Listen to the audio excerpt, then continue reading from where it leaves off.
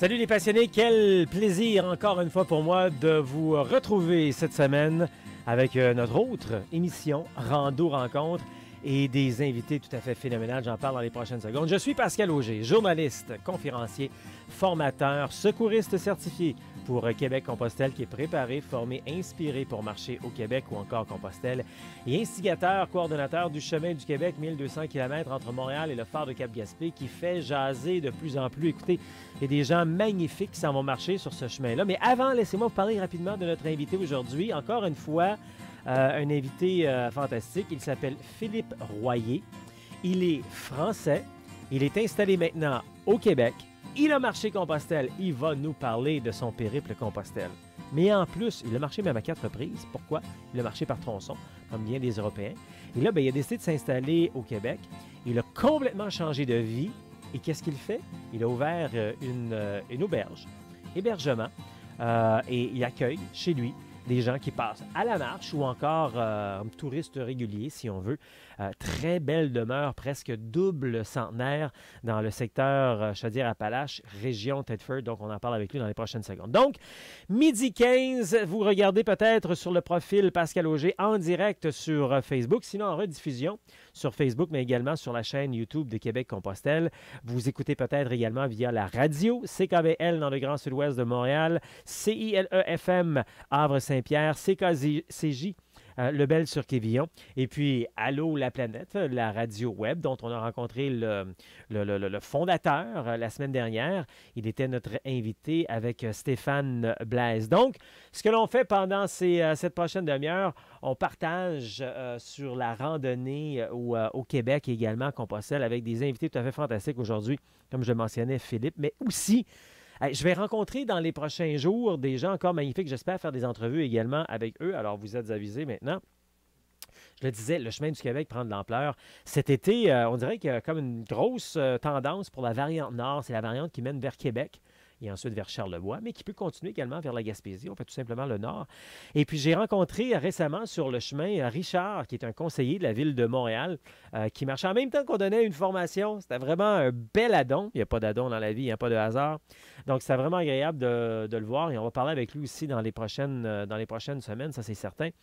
Donc, il se dirigeait à Québec, parti de Montréal, dirigeait vers Québec.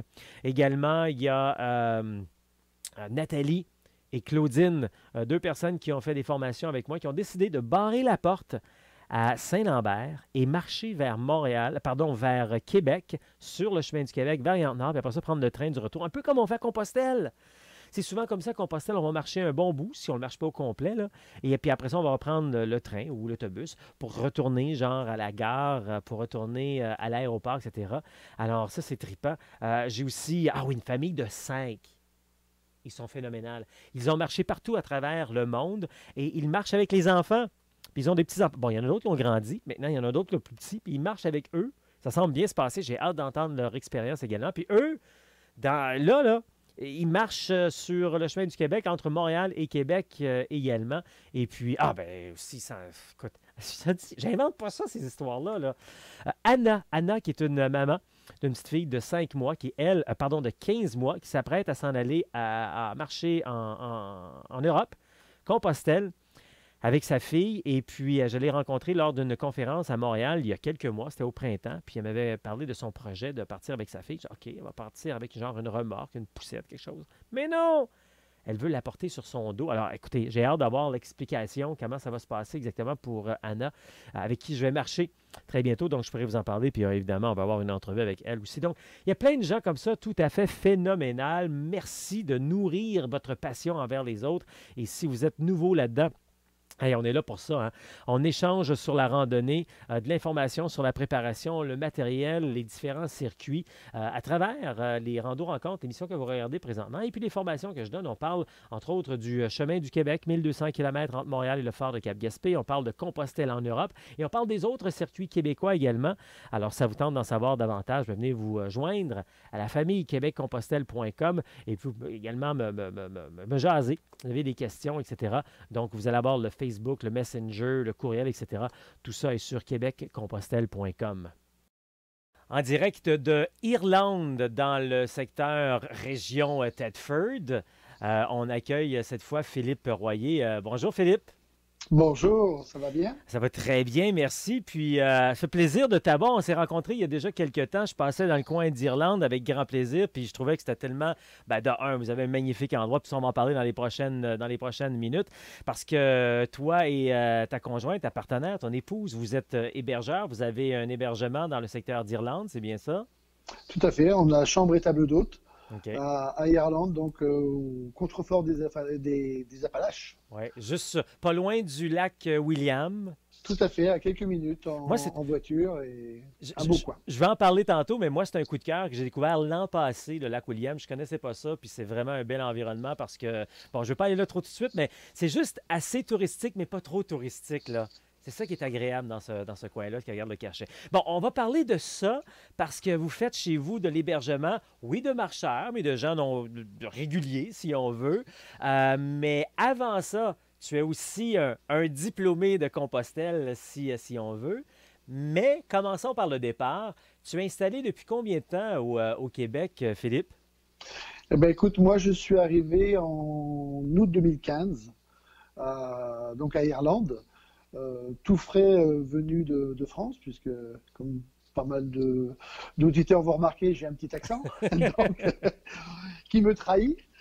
Donc effectivement, j'étais en France et j'étais absolument pas dans l'hébergement ni dans la restauration, puisque à l'époque, j'étais président d'une société de distribution de matériel électrique. Donc pour les Québécois qui connaissent un peu le domaine, la société Lumen, qui était basée au Québec, et ben voilà, j'étais le patron d'une société comme celle-là, avec 36 succursales, 300 personnes.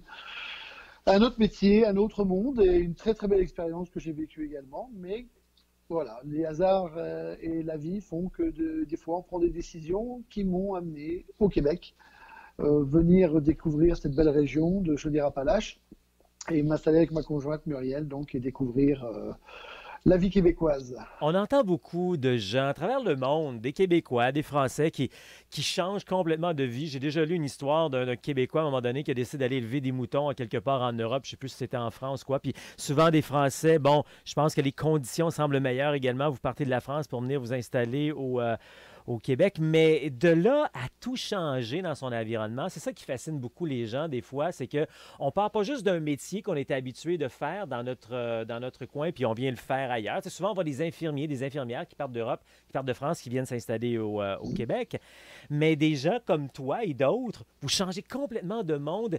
Comment ça se passe? Qu'est-ce qui se passe? Pourquoi on fait ça? Bah, je dirais des fois la vie nous réserve des bonnes surprises, des fois elle nous réserve des surprises un petit peu différentes, on va dire, un peu moins agréables.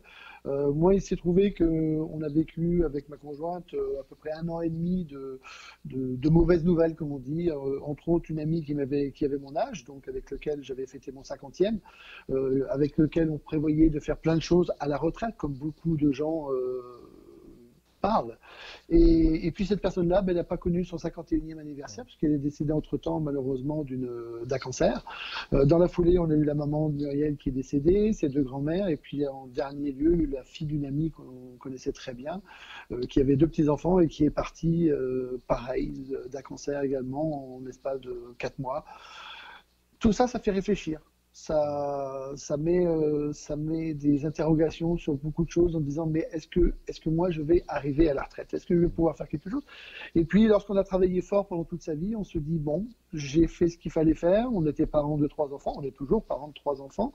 On les a amenés aux études, on leur a permis, maintenant ils sont mariés ou presque, ils ont des enfants, j'ai des petits-enfants.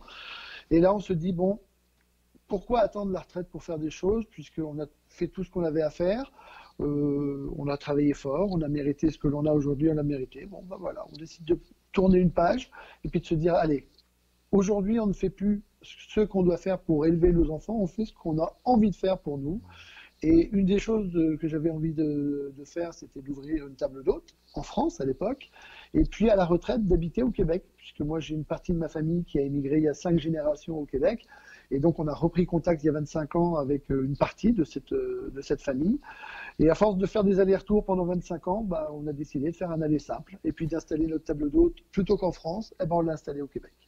OK. Puis avant qu'on rentre dans Compostelle, parce que c'est un peu le but de notre objectif, mais il y a tellement de Oui. choses intéressantes, Philippe. Avant, pourquoi Irlande? Là, les gens disent Irlande, c'est où ça? Irlande, tu sais, on connaît pas ça, là, Irlande. De un, pourquoi Irlande et c'est où Irlande? Voilà. Alors, pourquoi l'Irlande? Alors, à l'origine, on n'avait pas prévu l'Irlande parce que, comme tous les Français qui se respectent, on visite un petit peu Bon, pendant 25 ans, j'ai visité le Québec. Donc, on avait quand même plus porté notre attention sur le lac Saint-Jean, Saguenay, qui sont des endroits un peu plus touristiques. Et puis, il se trouve que notre petite troisième, le bébé de la famille, bon, qui maintenant a 27 ans, mais a fait ses études à la Sorbonne et il y avait des échanges interuniversitaires avec l'université du Maine. Et donc, elle est partie pendant un an étudier et nous a ramené un très beau diplôme. Et au passage, elle nous a ramené un diplômé. Donc, qu'elle a épousé en 2016. Et il s'est trouvé que ma conjointe était ravie d'avoir un des enfants qui traversait l'Atlantique en même temps que nous, parce qu'elle nous a annoncé qu'elle s'installait dans le Maine. Sauf que je lui ai fait remarquer quand même que si la taille des cartes entre la France et le Québec était la même chose, l'échelle n'était pas tout à fait la même. Et que lac Saint-Jean, pour aller jusqu'à Ranjuni, donc le nord du Maine, ça prenait quand même 9 heures. Et comme il n'y avait ni d'avion ni de train, on a pris la décision de se rapprocher un petit peu du Maine. OK. Et en faisant une recherche sur Internet, donc gîte ancestral à vendre, donc on a choisi Chaudière-Appalaches, Estrie, centre du Québec, et donc qui n'était pas très très loin. Et donc on a fait plusieurs sélections. Et puis, c'était la troisième visite qu'on faisait. Et lorsqu'on est entré dans le parc, je sais pas, il y a une petite magie qui s'est opérée et on est tombé en amour avec la maison. Et on n'a pas été chercher plus loin. On a choisi cette maison-là. Et le hasard ne fait jamais les choses comme il faut, enfin même très bien, je le dirais plutôt, puisqu'il se trouve que j'ai un de mes oncles, bon, c'est pas tout à fait un oncle, il faudrait rechercher dans l'arbre généalogique, mais enfin, tous les gens qui étaient plus âgés que moi, je les appelais oncles et tantes, et ceux qui étaient de mon âge ou plus jeunes, c'était les cousins et les cousines. Comme ça, on gagnait du temps, parce que sinon, c'est arrière, arrière, arrière. Et donc, il s'est trouvé que mon oncle a travaillé à Thetford Mine, dans l'usine de Snowjet de l'époque, et habitait à Saint-Ferdinand. Mais ça, je l'ai appris plus tard, après avoir acheté la maison. Donc voilà, un royer en a remplacé un autre au fur et à mesure du temps. Donc voilà, et c'est comme ça qu'on s'est retrouvés dans Chaudière-Appalaches. Et puis, pour la petite histoire, moi, j'ai vécu dans un petit village français quand j'étais enfant. J'habitais une cure, donc la maison du curé. On était 257 habitants, donc imaginez, c'était vraiment un petit village. On connaissait la neige, pas autant qu'ici, mais ça m'est arrivé d'aller à l'école en raquette. Et vous enlevez les érables de cette région-là, vous mettez des chênes à la place. C'est tout à fait la région dans laquelle j'ai vécu enfant. Sauf que d'une cure, donc du catholicisme, je suis passé à l'anglicanisme, puisque la maison donc, que nous, comment dirais-je, où nous habitons, où nous faisons la table d'hôte et la chambre d'hôte, c'est l'ancien presbytère de Holy Trinity, l'église anglicane d'Irlande. Et qui a Voilà. quel âge? Alors cette maison fête son 170e cette année, puisqu'elle a été finie de construire en 1849, puisqu'il faut savoir que cette maison a été construite par ce qu'on appelle par corvée. C'est-à-dire que chaque paroissien a apporté sa contribution matérielle, financière et humaine pour pouvoir construire. Donc elle a commencé à être construite à partir de 1840 et elle a dû être terminée vers 1849. Donc vous voyez, là, je profite de 1849 pour annoncer qu'elle a 170 ans. Et puis l'année prochaine, je dirais qu'elle a 180 parce qu'elle a commencé à être construite en 1840.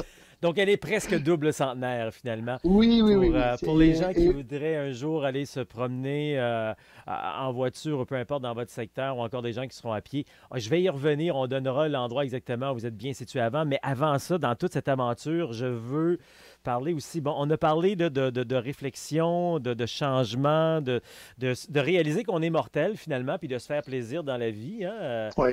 Et peut-être, je ne sais pas, peut-être que oui, peut-être que non, cette réflexion-là a débuté en 2008 quand tu as commencé à marcher Compostelle. Tu as marché donc sur l'un des chemins de quelques chemins, parce que ça fait le chemin du Puy, le Camino Frances jusqu'à Finistéré. Ça a débuté en 2008. Comme tout bon Européen, tu ne l'as pas fait d'un coup.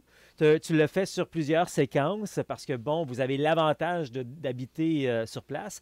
Ce qui est un avantage et un désavantage aussi parce que des fois, quand on fait de plus longues séquences, c'est quand même le fun. Sauf que là, tu l'as fait en 4 fois. 4 fois, c'est quand même au moins 400 km chaque... Parle-nous un peu de ça. Tu as fait donc le chemin du Puy pour commencer. Et le chemin du Puy, est-ce que c'est près d'où tu habitais ou... Non, le Puy-en-Velay. En fin de compte, j'ai choisi le Puy-en-Velay parce qu'effectivement, comme tu le fais remarquer, il y a plusieurs chemins en France qui permettent d'accéder au Camino Frances, donc à Punta l'Arenas, qui rejoint un petit peu tous ces chemins.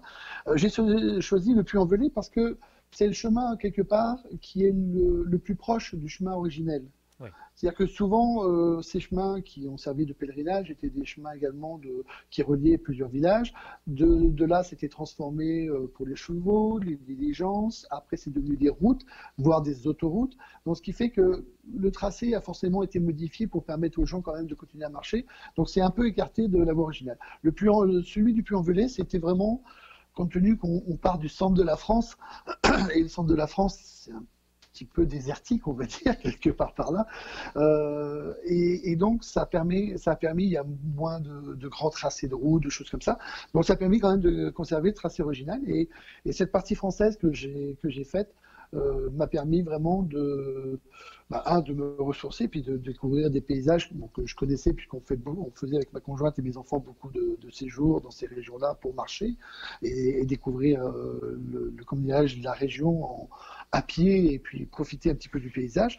Donc c'est vrai que pour moi, c'est un beau chemin qui est propice en plus à la réflexion et au repli à la réflexion sur soi-même. Justement, tu l'as fait en quatre étapes, donc en quatre voyages différents. Au départ, parce que tantôt, tu nous as parlé de moments que tu as vécu plus difficiles et tout. Puis souvent, c'est suite à des moments comme ça que les gens vont aller marcher. Bon, je ne sais pas ce que tu as vécu en 2008 et peu importe, là, mais qu'est-ce qui t'amenait, toi, à aller marcher Compostelle à l'époque, toi, en tant qu'Européen, en tant que Français, etc.? Alors, moi, en fin de compte, il y a des gens qui le font pour des objectifs, je vais pas dire religieux, mais moi, c'était plus à titre personnel, vraiment. J'avais besoin. Alors, moi, j'avais un travail, comme je l'ai expliqué tout à l'heure, qui était assez prenant et assez stressant. Et il y a deux choses qui me permettaient, on va dire, quelque part de m'échapper. C'est à la fois la marche. Et d'un autre côté, la cuisine. La cuisine, on en reparlera tout à l'heure. Mais la marche, ça me permettait, moi, j'ai un pas assez rapide, mais c'est pour ça que je marchais seul, et enfin quand j'ai fait le chemin de Saint-Jacques, mais j'avais besoin, voilà, de me vider la tête. C'est-à-dire que notre corps est habitué à marcher depuis qu'on est tout petit, depuis qu'on a appris à marcher, donc on sait le faire naturellement. Donc ça permettait de me lancer, et puis bah voilà, ma tête vagabondait au fur et à mesure du paysage et tout, et puis ça me permettait un petit peu comme on dit, de ranger un petit peu les cases dans le cerveau, de remettre tout en place et tout, et puis voilà, de prendre une respiration. Donc ça, c'était intéressant. Et puis, le chemin de Saint-Jacques, c'est quelque chose d'historique. Je trouve que marcher dans les pas de gens qui vous ont précédé il y a quelques milliers d'années, parce que ça remonte le chemin de Saint-Jacques, le chemin du Puy-en-Velay à plus de 1000 ans. Hein. Donc, voilà, je trouve que on retrouve une certaine énergie. Et les quatre chemins, tu étais seul? Bon, on sait qu'on n'est jamais seul sur le chemin, mais je veux dire, tu étais parti seul? Oui, je suis parti seul. La première étape que j'ai fait, en fin de compte, je suis parti en plus à des périodes où c'est un peu moins fréquenté. Moi, la première étape que j'ai fait, donc à partir du Puy-en-Velay jusqu'à Moissac, je l'ai fait au mois de mars. Okay. Donc le mois de mars, ça m'a permis de découvrir les plaisirs des averses de neige, de la grêle, de la pluie et tout. Mais je trouvais que c'est ce qui m'a fait les plus belles expériences. Et sur ce chemin-là, prémonition ou pas, j'en sais rien, j'ai croisé une seule personne. Wow. Un Québécois qui remontait d'avoir fait sa marche, qui était descendu jusqu'à Finistère-et-Haye et qui remontait au Puy-en-Velay, donc qui avait fait le trajet aller et retour. Okay. Et on a passé une soirée ensemble, c'était assez intense et assez agréable. OK. Alors, voilà. À partir de ce moment-là, tu te dis les Québécois sont fous, moi je vais aller au Québec. Non, OK. Non, mais est-ce que tu as aussi senti une différence entre marcher en France et marcher en Espagne? Bon, évidemment, il y a la langue, un petit peu de culture, mais également, peut-être aussi, tu as des moments différents dans l'année, mais est-ce que tu as senti aussi une différence? Tu as senti la même vague tout le long ou comment ça s'est passé, ça? Alors, sans être chauvin, c'est vrai que la partie française, ça m'a permis, bon déjà, au mois de mars, même les autres périodes, j'ai fait mars, j'ai fait fin mai, début juin, et après j'ai fait novembre. Au mois de mars, la première étape, j'étais obligé d'appeler pour être sûr que j'avais un hébergement, parce que sinon, c'était pas forcément facile. À l'époque, quand j'ai fait la partie espagnole, il y a une partie, je dirais, vers Burgos, où j'ai trouvé que c'était, bon, les Espagnols n'ont pas le même rythme de vie que les Français. Vous voyez, même si on est Européen, on n'a pas la même façon de faire.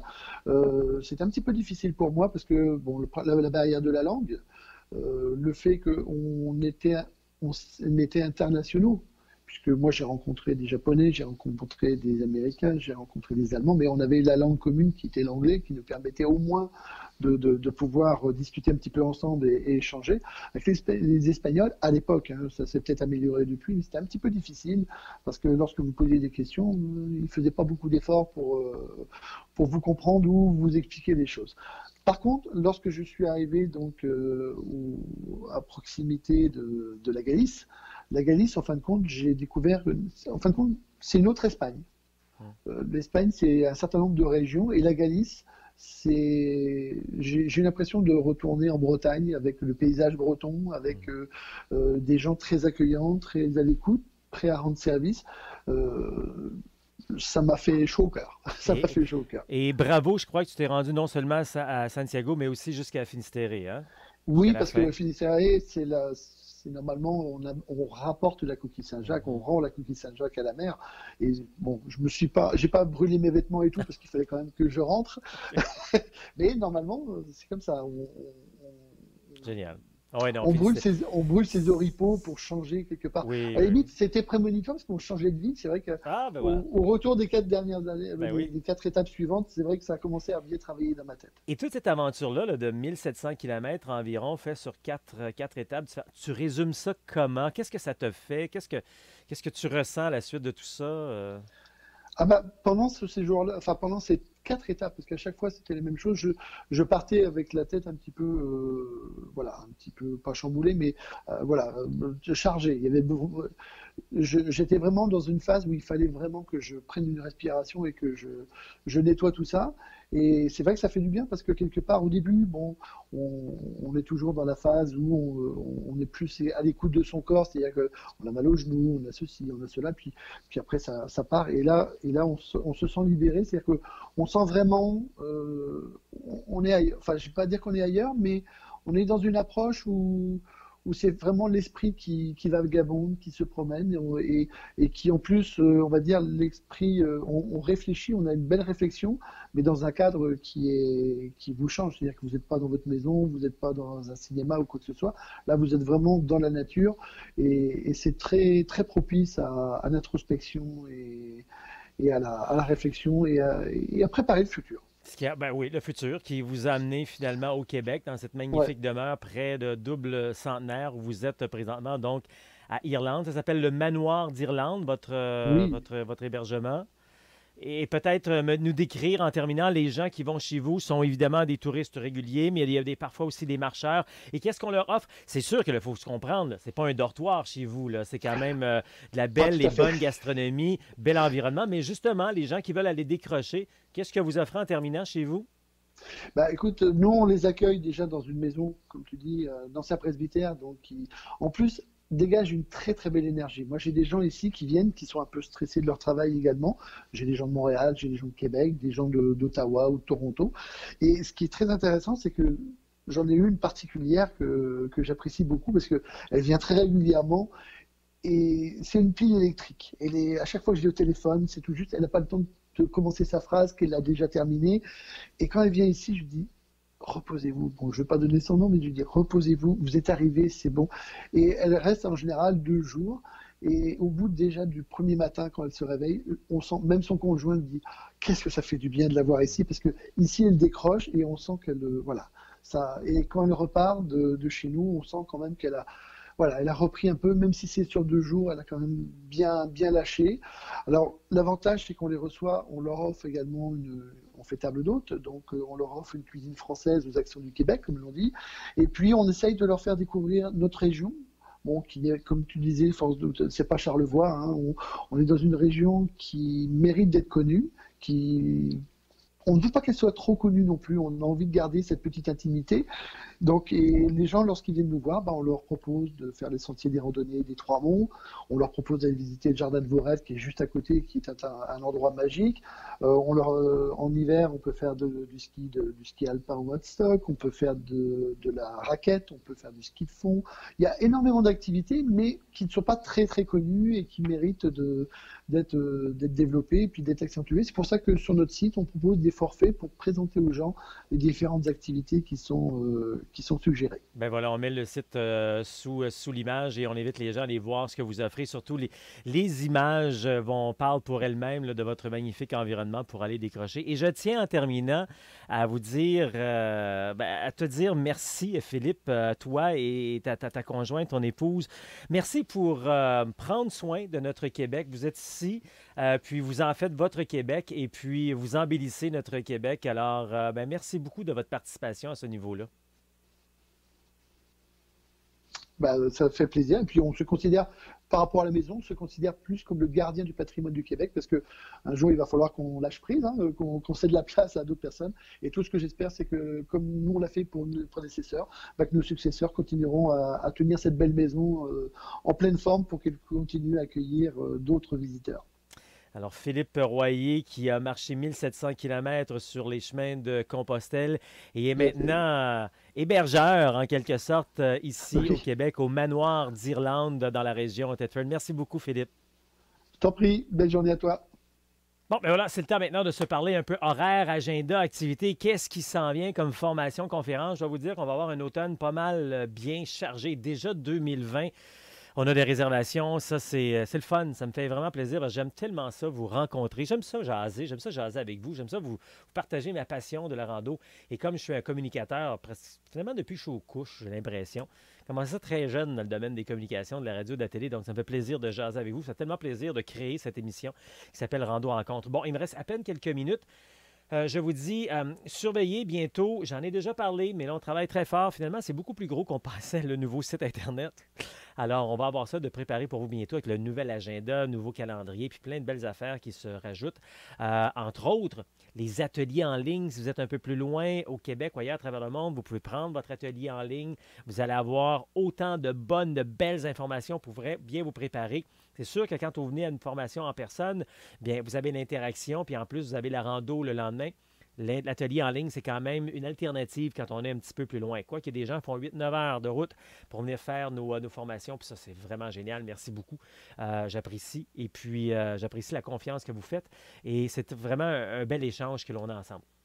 Bon, qu'est-ce qui s'en vient, entre autres, à l'agenda? À surveiller le prochain week-end de formation rando.